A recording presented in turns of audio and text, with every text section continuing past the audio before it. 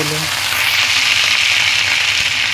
পাতাটা ভালো করে উল্টে পাল্টে একটু লবণ দিব, দিয়ে কিছু সময় ঢেকে রাখবো। তারপরে আবার উঠিয়ে তেলে ভাজবো, যাতে ভালো করে একটু সিদ্ধ হয়, ভাজা ভাজা হয়ে যায় শাকটা।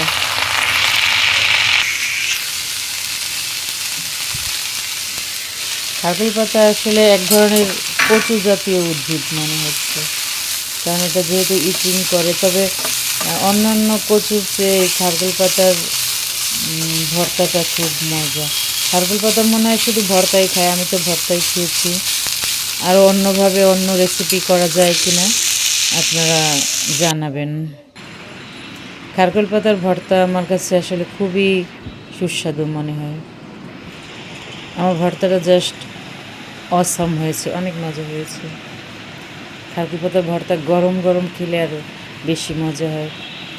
এটা নাকি শরীরের বিষ ব্যথাও কমায়। ভালো থাকবেন সবাই।